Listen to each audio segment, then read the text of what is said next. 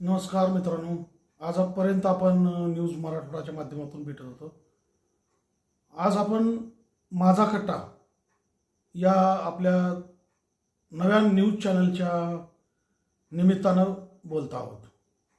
या नवीन न्यूज चॅनलच्या निमित्तानं मी आपणा सर्वांना विनंती करणार आहे की आपण जसं प्रेम न्यूज मराठवाड्यावर केलं, या न्यूज मराठवाड्याचे जवळपास 12,000 लोकांनी सबस्क्राईब केलेलं आहे आणि रोज आपण न्यूज मराठवाड्याला पाहता.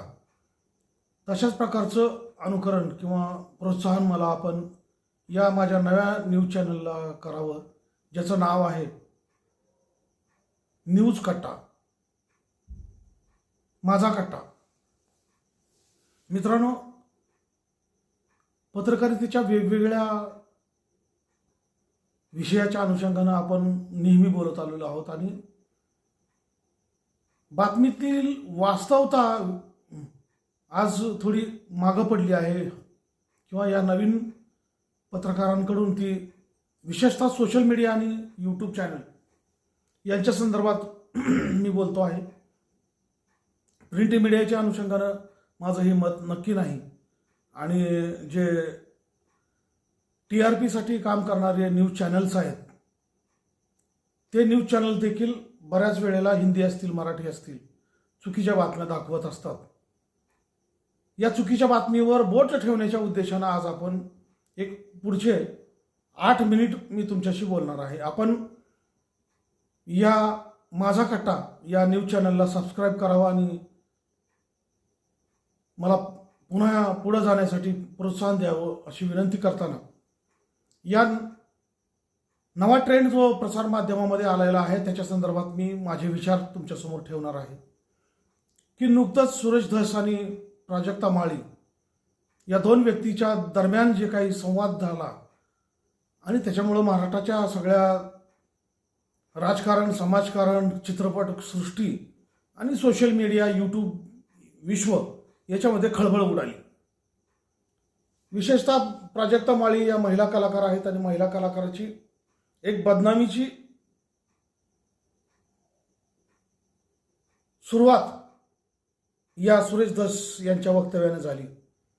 बीडमध्ये जे हत्याकांड घडलं तिथले सरपंच संतोष देशमुख यांची हत्या झाली आणि या हत्येच्यावरून वाल्मिक कराड यांच्यावर जोरदार टीका सुरू होती. त्यांच्या संदर्भातले वेगवेगळे पुरावे त्या जिल्ह्यातल्या नेत्यांकडून दिले जात होते.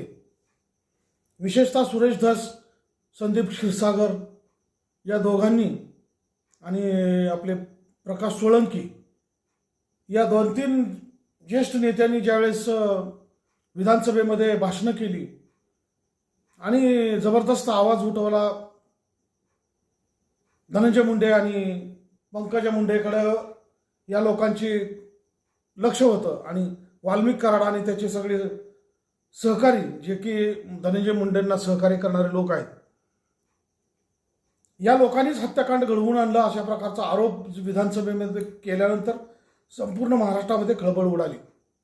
मित्रांनो, बीड जिल्ह्याला आपण गुंडगिरीचं साम्राज्य आहे आणि अनेक वर्षापासून ओळखतो, परंतु एवढ्या मोठ्या प्रमाणावर गुंडगिरी असेल याची कल्पना थोडीशी पुसट कमी होती असंच म्हणावं लागेल. आज या सगळ्या प्रकरणाकडे बघितल्यानंतर ज्या पद्धतीनं संदीप क्षीरसागर विधानसभेमध्ये बोलत होते, ज्या पद्धतीनं सरपंच संतोष देशमुख यांची हत्या झाली, हे सगळं प्रकार उग्र आहे आणि माणुसकीला काळीमा फासणारच आहे.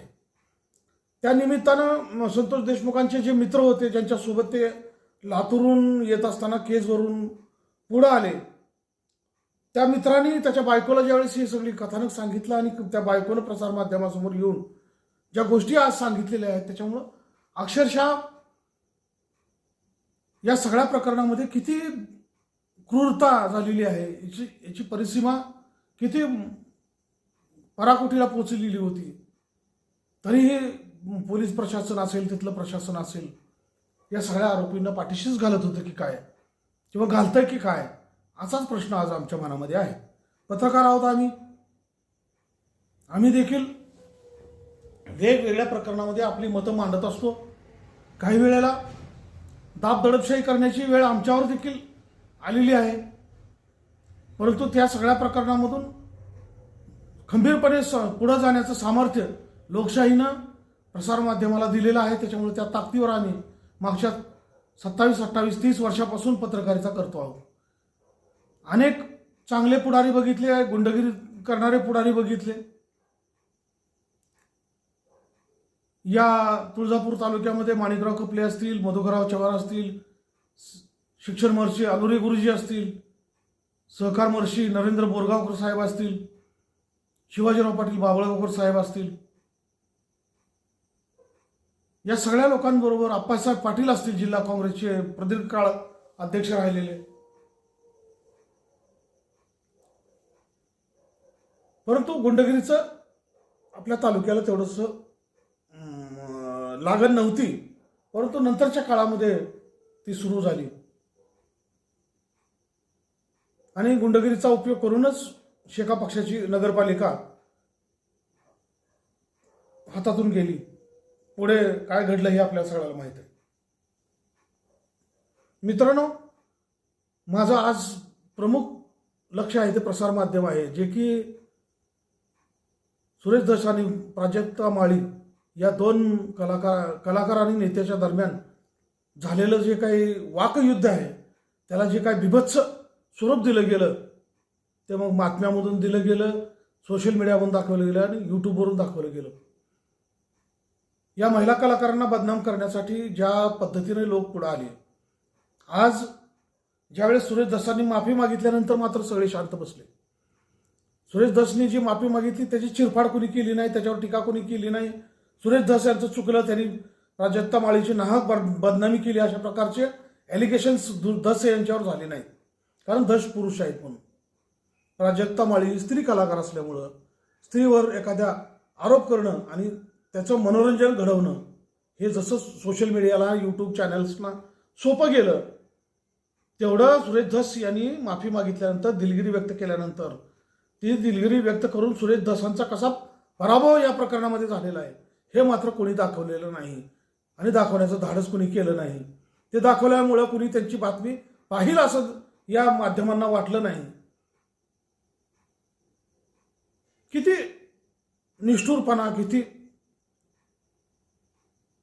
आपल्या स्वार्थासाठी आपण कुणाकुणाचा कसा कसा वापर करतो याचं मूर्तिमंत उदाहरण प्राजक्ता माळीच्या निमित्तानं समोर आलेलं आहे. सिनेसृष्टी असेल, हिंदी असेल, मराठी असेल, नेहमी आपण त्यांच्या गॉसिपच्या चर्चा म्हणा किंवा त्यांच्या प्रेम प्रकरणाच्या चर्चा नेहमी आपण प्रसारमाध्यमामध्ये पाहत असतो, चवीनं सगळेजण ऐकत असतो. त्याचं कारण म्हणजे त्याच्यामुळे TRP मिळते, लोक त्या तशा प्रकारच्या बातम्यांना जास्त पसंती करतात म्हणून. परंतु प्राजक्ता माळींनी जे प्रश्न उपस्थित केले की आमच्यासोबत जे पुरुष कलाकार होते त्या पुरुषांची नावं सुरेश दाटांनी का घेतली नाहीत, किंवा स्त्री कलाकारांचीच नावं त्यांनी 3 कलाकारांची का घेतली, करुणा मुंडेंनी सुद्धा तसंच का केलं, करुणा शर्मांनी. तर याच्या पाठीमागं हे दूषित विचार, दूषित दृष्टी हे आहे. आणि खरं पाहता प्रसारमाध्यमांची जबाबदारी खूप मोठी आहे. सत्यता पडताळणं, वस्तुनिष्ठता सांभाळणं, पडताळणं या गोष्टी न करता ज्या बातम्या दाखवल्या जातात ना, त्याच्यामुळे अशा प्रकारचे प्रसंग ओढावतात. वेळोवेळी प्रसारमाध्यम तोंडावर पडलेलं आहे, वेळोवेळी सोशल मीडिया, यूट्यूब खोटं ठरलेलं आहे. तरी परंतु या लोकांना आपल्या लाईक्स आणि आपल्या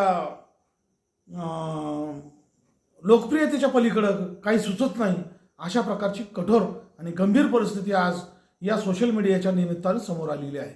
अनेक प्रिंट मीडियाचे लोक बोलतात, अनेक माध्यम तज्ज्ञ आपलं मत व्यक्त करतात की या लोकांना देखील आचारसंहिता राहिली पाहिजे, यांच्यावर कायद्याचा दंडक राहिला पाहिजे. यूट्यूब चॅनल्स असतील किंवा हे सगळे यूट्यूबवर रील्स आणि इंस्टाग्रामवर चालणारे सगळे प्रयोग असतील, यांना देखील कायद्याचा बडगा थोडासा दाखवला गेला पाहिजे. त्याच्याशिवाय हे समाज मन स्थिर करण्याच्या अनुषंगानं कुठलंही चांगलं घडणार नाही. काही चांगलं दाखवण्याचा प्रयत्न कुणाचा होत नाही, परंतु विडंबन करणं, विटंबना करणं, एखाद्याचा उपहास करणं, एखाद्याची कुचेष्टा करणं, एखाद्याचा अवमान करणारं दाखवणं, याच्यावरती जे काही भर दिला जातोय ना, याच्यातून बाहेर यायला तयार नाही हा मीडिया. या मीडियाला देखील कठोरात कठोर एखाद्याला शिक्षा झाल्यानंतर 1000 जण शहाणे होऊ शकतात, हे प्राजक्ता माळीच्या प्रकरणानं लक्षात आलेलं आहे. आणि सुरेश धस यांनी सुद्धा आपल्या रांगड्या भाषेमध्ये त्यांनी मत व्यक्त केलेलं आहे. ते त्यांनी जाणूनबुजून केलेलं नसेल देखील, परंतु त्यांच्याकडून चूक झालेली आहे आणि त्यांच्याकडून झालेल्या चुकीला प्रसारमाध्यमांनी मात्र पडद्यामागं घेतलं किंवा दुर्लक्ष केलं असं म्हणावं लागतंय. प्राजक्ता माळींची त्यांनी दिलगिरी व्यक्त केली. पहिल्यांदा म्हणले करणार नाही, आणि नंतर मात्र त्यांनी ज्यावेळेस आपलं मत व्यक्त केलं प्राजक्ता माळींनी, त्यांच्या कुटुंबातल्या काही घटना सांगितल्या, त्यांच्या संदर्भात काय म्हणजे स्थिती आहे हे सांगितली, त्यावेळेस सुरेश धसांचे डोळे उघडले आणि त्यांनी माघार घेतली आणि दिलगिरी व्यक्त केली. मुख्यमंत्र्यांनी देखील त्यांना कानमंत्र दिला असेल. या निमित्तानं महाराष्ट्राचे मुख्यमंत्री देवेंद्र फडणवीस, उपमुख्यमंत्री अजित पवार, उपमुख्यमंत्री एकनाथ शिंदे, त्याचबरोबर सांस्कृतिक मंत्री असतील किंवा IT क्षेत्राशी निगडीत मंत्री असतील, या लोकांनी या संदर्भात सोशल मीडिया, इंस्टाग्राम, यूट्यूब याच्यासाठी नेमकी काहीतरी आचारसंहिता केली पाहिजे. त्याच्याशिवाय महाराष्ट्राचं स्वास्थ्य पुढे चांगलं होणार नाही. बिघडण्याची शक्यता जी जास्तीची झालेली आहे, त्याला आटोक्यात आणायचं असेल तर आपल्याला या सगळ्या प्रकाराला आळा घालणं अत्यंत गरजेचं आहे. आणि या निमित्तानं आपण प्राजक्ता माळींच्या या प्रकरणानं सुरेश धसांनी जी त्यांची बदनामी केली, या सुरेश धसांसारख्या राजकारणी लोकांना देखील धडा शिकवण्याची वेळ आज या निमित्तानं आलेली आहे. आणि शासनानं, पोलीस प्रशासनानं, कायदेतज्ञांनं या संदर्भात विचार केला पाहिजे.